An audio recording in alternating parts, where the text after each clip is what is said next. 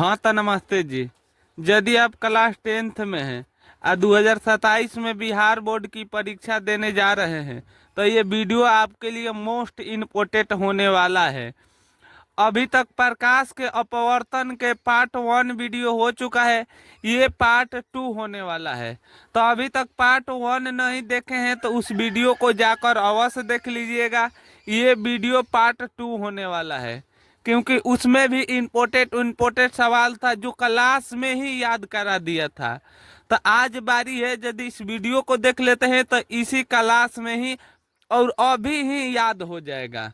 ठीक है, तो चलिए करते हैं वीडियो को स्टार्ट। उससे पहले यदि चैनल पर नए हैं तो अवश्य चैनल को सब्सक्राइब कर लीजिएगा, लाइक कर लीजिएगा, कमेंट में बताइएगा आपको ये सारा का सारा वीडियो कैसा लगता है। आज का सवाल बहुत इम्पोर्टेंट होने वाला है क्योंकि परीक्षा में यहाँ से 5 नंबर और 2 नंबर के भी सवाल पूछता है। तो इसीलिए आप लोग इस वीडियो को ध्यान से देखिए। ठीक है, आइए आगे बढ़ते हैं। यदि अच्छा लगेगा तो अवश्य दोस्तों के पास शेयर कर दीजिएगा। तो देखिए, पहिल का आपसे पूछेगा प्रिज्म किसे कहते हैं। सवाल यहाँ से पूछेगा नहीं, सवाल यहाँ से देखिए कैसे बनता है मैं बताता हूँ। आएगा प्रिज्म किसे कहते हैं। तो देखिए, दो समतल पृष्ठ के बीच घेरे हुए पारदर्शी माध्यम को प्रिज्म कहते हैं। दो को देखिए ये समतल है। अब पारदर्शी माध्यम, पारदर्शी किसे कहते हैं, जिससे प्रकाश आसानी से आर पार हो जाए उसे प्रिज्म कहते हैं। इन दोनों पृष्ठों के कोण को प्रिज्म कोण या अपवर्तनांक कोण कहते हैं। प्रिज्म का अपवर्तनांक कोण 60 डिग्री होता है। प्रिज्म 5 फलकों होता है। प्रिज्म सूर्य के श्वेत प्रकाशों को 7 रंगों में बांट देता है। यहाँ से एक बात सीखने वाला है, यहाँ से प्रिज्म नहीं पूछेगा क्या है क्या नहीं, यहाँ से आपसे पूछेगा सूर्य के प्रकाश को बांट देता है। तो याद रखिएगा प्रिज्म बांट देता है। ठीक है, इस तरह आप कॉपी में इसे लिख लीजिए, प्रिज्म किसे कहते हैं का जाने हो सकता है आ जाए। 7 गो रंग कौन कौन है तो याद रखिएगा, बैंगनी, जामुनी, हरा, पीला, नीला, काला, लाल। अब कहिएगा इसे याद रखने का ट्रिक क्या है। तो देखिए यहाँ पर दिया है ट्रिक रंगों का नाम याद रखने के लिए, बैजानी, हॉपी, नाला। तो कहिएगा कैसे, ब से बैगनी, बैगनी, ज से जामुनी, जामुनी, नी से नीला, ह से हरा। इस तरह पूरा लिख दीजिएगा। पी से पीला। ये सब रंग का नाम याद रखने का ट्रिक है। न से नौरंगी, नावरंगी। ल से लाल, ल से लाल। देखिए 2 2 4 2 6 2 7 रंग का नाम हो गया, सातों के सातों नाम हो गया। तो यहाँ से आप लोग इसे याद रख लीजिएगा। सबसे मोस्ट इम्पोर्टेंट और वीवीआई सवाल ये है, 2027 के पेपर में आना होगा तो ये सवाल आएगा, वर्ण विक्षेपण किसे कहते हैं। इसे ध्यान से देखिए क्योंकि ये पेपर के लिए बहुत महत्वपूर्ण होने वाला है। वर्ण विक्षेपण देखिए, जब सूर्य के प्रकाश किसी प्रिज्म से होकर गुजरता है वह 7 रंगों में विभक्त हो जाता है, उसे वर्ण विक्षेपण कहते हैं। देखिए आइए मैं समझाता हूँ। मान लीजिए ये सूर्य के प्रकाश से अब प्रिज्म से निकलकर 7 रंगों में बट जाता है। इसी प्रक्रिया को क्या कहते हैं तो वर्ण विक्षेपण कहते हैं।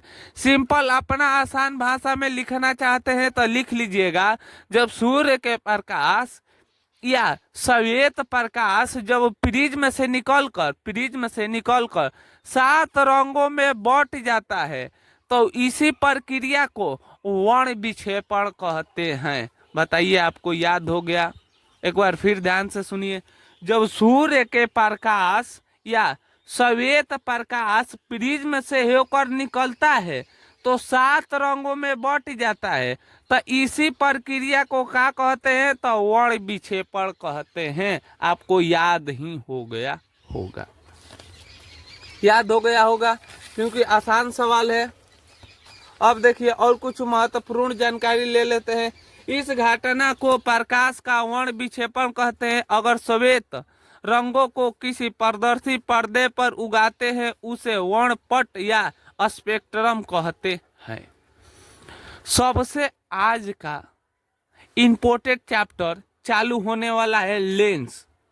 सबसे पहले लेंस किसे कहते हैं, आपसे ये नहीं पूछेगा लेंस किसे कहते हैं, इसका दोनों भाग पूछेगा किसे कहते हैं।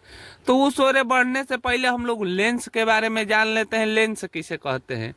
किसी पारदर्शी पदार्थ का वह टुकड़ा जो दोनों निरक्षीय ज्यामितीय सतहों से घिरा हो उसे लेंस कहते हैं। ये आपसे पेपर में नहीं पूछेगा, अब जो पूछेगा मैं बताने जा रहा हूँ। याद रखिएगा लेंस दो प्रकार के होता है, एक अवतल लेंस, एक उत्तल लेंस। इतना क्लियर हो गया। लेंस कौ प्रकार के होता है बाबू? तो याद रखिएगा दो प्रकार के, एक अवतल, एक होता है उत्तल। अवतल लेंस आप कहिएगा इस प्रकार का होता है, और उत्तल लेंस किस प्रकार का होता है? इस प्रकार के होता है। अब इसी चित्र से डिफिनेशन बनेगा, परिभाषा बनेगा। कहिएगा कैसे? देखिए, ऊपर का भाग पतला हो, ऊपर के भाग मोटा हो और बीच में पतला हो, उसे क्या कहते हैं? अवतल लेंस कहते हैं। आएगा लिखने के लिए तो क्या कहिएगा? वैसा लेंस जो ऊपर से मोट हो और बीच में पतला हो उसे अवतल लेंस कहते हैं। फिर आपसे पेपर में आएगा उत्तल लेंस किसे कहते हैं? ऊपर से पतला हो और बीच में मोटा हो उसे क्या कहते हैं? उत्तल लेंस कहते हैं। बताइए, आपको याद हुआ? ध्यान से देखिए, वैसा लेंस जो ऊपर से का हो, मोट हो और बीच में पतला हो उसे अवतल लेंस कहते हैं। वैसा लेंस, इसमें ऊपर मोटा हो रहा है लेकिन इसमें ऊपर पतला हो रहा है, इसमें बीच में पतला हो रहा है, इसका बीच में मोटा हो रहा है, ठीक इसके उल्टा वो हो रहा है। तो याद रखिएगा कैसे आएगा लिखने के, तो लिख दीजिएगा। देखिए, मैं इसका सारा परिभाषा लिख कर लाया हूँ। अवतल लेंस किसे कहते हैं? वैसा लेंस जो किनारे से मोटा और बीच में पतला हो उसे अवतल लेंस कहते हैं। देखिए, साफ अपना भाषा में मैं लिख कर लाया हूँ। वैसा लेंस जो किनारे से मोटा और बीच में पतला हो उसे अवतल लेंस कहते हैं। इसकी फोकस दूरी ऋणात्मक होती है। इसका डायग्राम देख लीजिए साफ, यहाँ पर मैं डायग्राम भी बना दिया हूँ। अब देखिए, उत्तल लेंस किसे कहते हैं? तो उत्तल लेंस देखिए, वैसा लेंस जो किनारे से पतला, देखिए ये किनारे से क्या है? पतला है, और बीच में मोटा हो उसे क्या कहते हैं? उत्तल लेंस कहते हैं। किनारे से पतला हो बीच में मोटा हो उसे क्या कहते हैं? अवतल लेंस कहते हैं।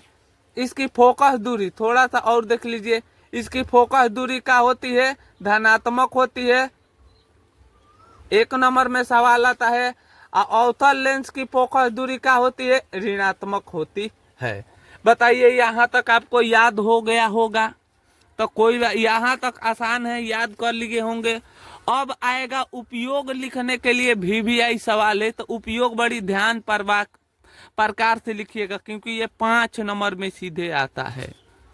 ठीक है, तो देखिए यहाँ पर खूब बढ़िया से लिखा गया है। अवतल लेंस का उपयोग आएगा, तो अवतल लेंस का उपयोग माइक्रोस्कोप में किया जाता है। उत्तल लेंस का उपयोग कैमरा में किया जाता है। यहाँ पर गलती बोला गया है। उत्तल लेंस का उपयोग कहाँ करते हैं? माइक्रोस्कोप में। उत्तल लेंस का उपयोग कैमरा में किया जाता है। उत्तल लेंस का उपयोग चश्मा में किया जाता है, और मानव के आंख में किया जाता है। उत्तल लेंस का उपयोग दूरबीन में किया जाता है। भाई साहब, आसान तरीका से आ गया, आएगा। लिखिए, 2027 के लिए इम्पोर्टेंट सवाल है। उत्तल दर्पण का उपयोग लिखे, तो कहिएगा उत्तल दर्पण का उपयोग माइक्रोस्कोप में किया जाता है। उत्तल दर्पण का उपयोग आंख में किया जाता है। उत्तल दर्पण का उपयोग चश्मा में किया जाता है। उत्तल दर्पण का उपयोग दूरबीन में किया जाता है। और उत्तल दर्पण का उपयोग नहीं बुझा रहा है तो लिख दीजिए डॉक्टरी क्षेत्र में किया जाता है। बताइए, आ जाएगा उत्तल दर्पण में बार बार कह रहा हूँ उत्तल लेंस समझिएगा, भावार्थ है मेरा कहने का लेंस। तो बार बार यहाँ पर बताइए, आपको से 5 ठो क्वेश्चन लिखा जाएगा यदि पेपर में आएगा तो। ठीक है, तो चलिए आइए बढ़ते हैं अगला, अवतल लेंस का उपयोग को जान लेते हैं, क्योंकि उत्तल और अवतल आज के लिए मोस्ट इम्पोर्टेंट होने वाला है। इसे से 5 नंबरिया एक फंस जाता है। तो देखिए,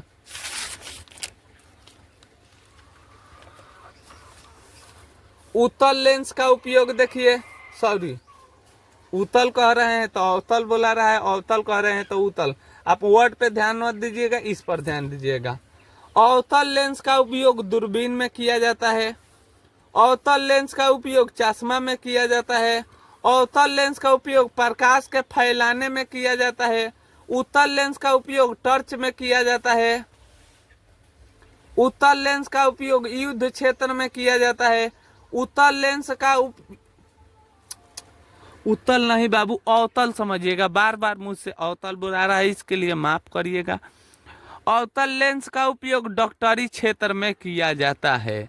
बताइए, आपसे आएगा लिखने के लिए तो क्या लिखा जाएगा? देखिए क्या लिखना है, आएगा अवतल लेंस और उत्तल लेंस का उपयोग लिखें।